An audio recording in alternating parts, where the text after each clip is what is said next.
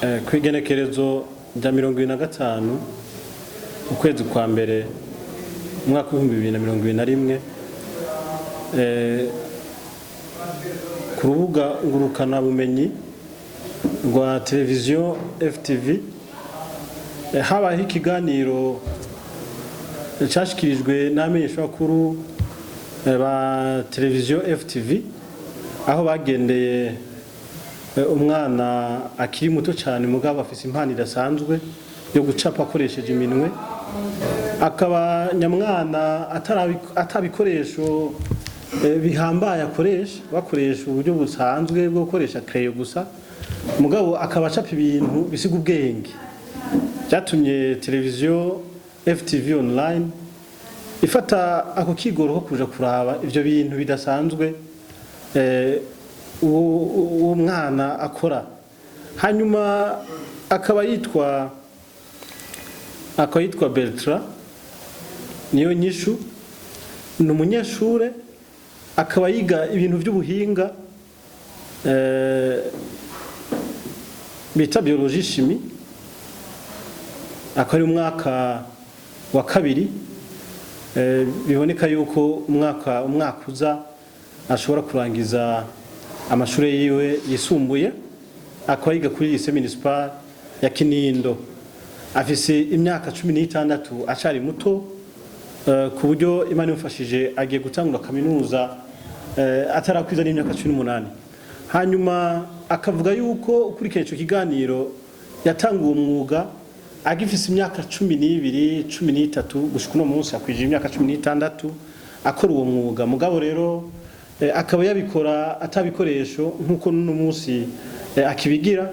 Rero ikiganiro kimaze guca kuri FTV habonetse umugira neza ari mu mahanga avuga ati jewe ico kibondo arumva yuko ari n'imfuvyi atagira umuvyeyi, ati jewe ndumva kamatera atera makungu, atera abarundi, atera bagira neza, atera wari wese yumfata umugongo kugira ngo akomeze umwuga wiwe, akomeze impano yiwe.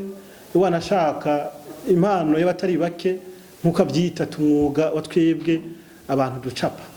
Ubwo rero uwo mugira neza yaramurungikiye akabahasha twaba tumushikiriza ko kumukengurukira no kumufata mu mugongo kugira ngo uretse ibyo yashikirije bishobora kumufasha mu byo asanzwe akora byo gucapa, ko asanzwe ari n'umunyeshure arakeneye ikaramu akakenera n'utundi tuntu two kwishure.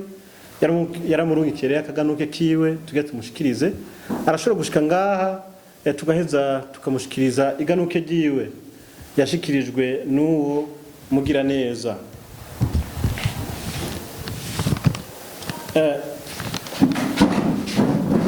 N'uyu Bertrand. Hanyuma ngakaganuke wahawe n'umugira neza yashimye ibikorwa byawe, yemeye kugufata umugongo kugira ngo kuri uri umunyeshure n'akenera agakaye nuko ukeneye byo bifashe. Hanyuma mu byo wateye akamo by'ubuhinga nabyo ni ibi ukoresha je sinzi ngene babyita ngo nambara amakartushe. Hanyuma naka kantu bakita gute? Crayon amine. Ngo ni crayon amine niba akoresha mu buhinga bwabo bwo gucapa. Ngo nibi bintu babyita gute? Papier Bristol. Ego ngo ni papier Bristol. Papier Bristol akaba arizo akoresha mu gucapa. Hanyuma igaruka ryawe ni iryo, tukaba tubashimiye tugasaba yuko mwakomeza iyo mpano Imana yabahaye, hanyuma muze mukomeze kwitonda mu cyari bato. Ibyo bizobafasha, byarafashije n'abandi muri kazoza. FTV irabashimiye. Zakire nezere cyane gose. Twavuga ko ari ryo mbere nari ndashaka gashimwe, nagiye mu competition menshi gusa nyene uva yarananirwa. Gusa turashimira imbonesha kuri FTV, tugashimira n'abagira neza batwimviriye ko twadusaba n'abandi bagira uwo mutima. Twatwishima cyane bivuye ku mutima, ni bake bavyimvira gusa turabishima cyane. Yego. mbega bamaze kukubwira yuko hariho aganuke baguteguriye mbega wavyakiye gute mu mutima wawe? Nanezerewe ntanabibona, nanezerewe cyane ku buryo nguma nterefona mbaza bigeze. Nanezerewe cyane gose cyane, kandi nkabasaba nabo bagira neza aho bari nubwo tutabamenye bashobora kurungika, badufashije mu buryo bw'amafinance, turashobora no kubafasha kubacapa mu ngabirano zacu dufise, kwa no muri banditse yuko ingabirano ari zo gutungisha. Mbega atari ibanga mu ngabirano baguhaye ho harimo ibiki n'ibiki baguhaye? Baduhaye papier bristol, baraduha n'akabahasha, baraduha n'amacrayon amine, baraduha n'amamine, badufashije byinshi cyane. Tugushimiye cyane Bertrand. Murakoze namwe cyane gose. Tubashimiye cyane bakunzi ba televiziyo FTV, bakomukurikirana televiziyo FTV, wari kuri microphone ya Jean Kibaldi.